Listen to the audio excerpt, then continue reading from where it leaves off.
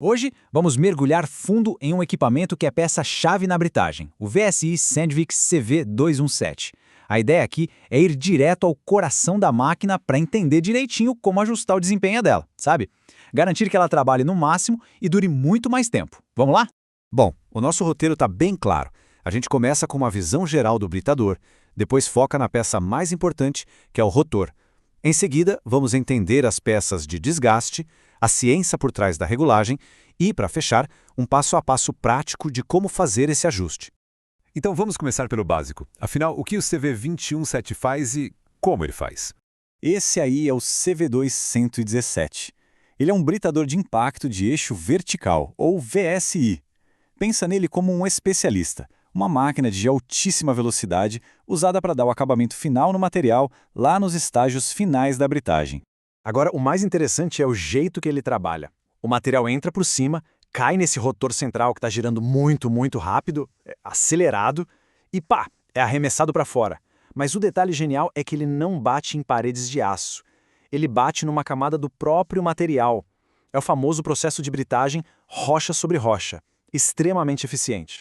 E quando a gente fala em muito rápido, é rápido mesmo. A velocidade com que as partículas saem do rotor passa dos 45 metros por segundo. Isso dá mais de 160 quilômetros por hora. É essa energia toda que faz o material quebrar.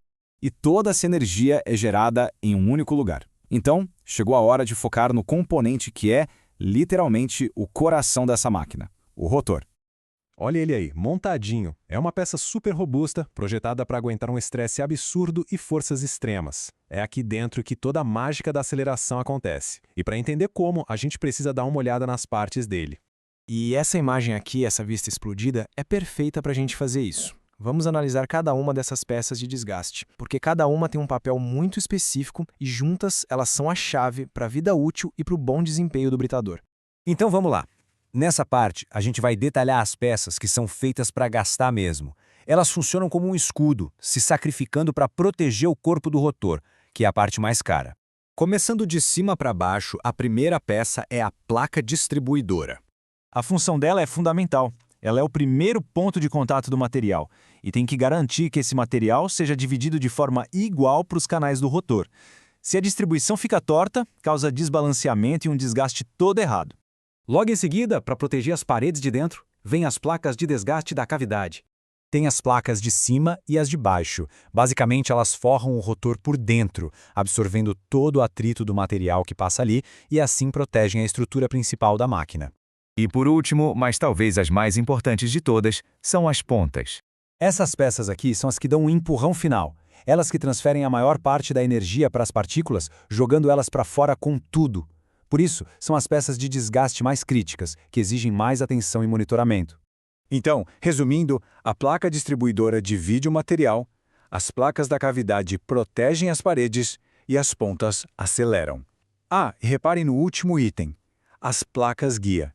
Elas não aceleram, mas têm um papel importantíssimo, que é controlar a formação de uma coisa que a gente vai ver agora. E isso nos leva para a próxima parte, porque afinar o rotor não é só trocar peça velha por nova, é uma ciência, a ciência de usar o próprio material de trabalho para proteger a máquina. Essa analogia é perfeita. A grande sacada é criar um leito de pedras bem compacto dentro do rotor. Esse material compactado vira a nova superfície de desgaste. É como um escudo que se renova o tempo todo, protegendo o metal que está por baixo. E a afinação, ou regulagem, é justamente o processo de criar e manter esse escudo. E a diferença entre o certo e o errado aqui é gritante. Sem a regulagem correta, o metal do rotor fica exposto e é simplesmente destruído pela abrasão. As pontas, sem o apoio do material, acabam quebrando. O resultado pode ser uma falha catastrófica. Agora, com a afinação ideal, o corpo do rotor está seguro, protegido e o desgaste acontece só onde foi planejado, nas pontas. É exatamente assim que o resultado final deve ser. O ponto-chave é esse. O leito de pedras, essa área escura no desenho, tem que formar um caminho contínuo e protegido, indo desde as placas guia até chegar nas pontas. Certo, já entendemos o porquê. Agora vem a pergunta de $1 milhão. Como a gente chega nesse leito de rocha perfeito? É aqui que a gente entra na parte prática, no método de ajuste.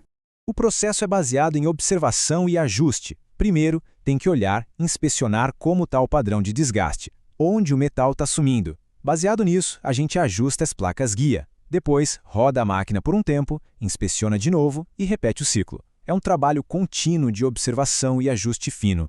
E a regra de ouro para fazer esse ajuste é, na verdade, bem simples.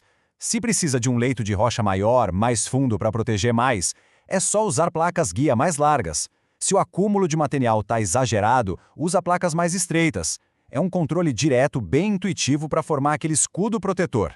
E tudo isso nos traz uma pergunta final. Com base em tudo que a gente viu, desde como a máquina funciona até a ciência por trás da regulagem, a questão que fica é, o rotor, em operação aí no dia a dia, ele está configurado para máxima performance e para se proteger ao mesmo tempo?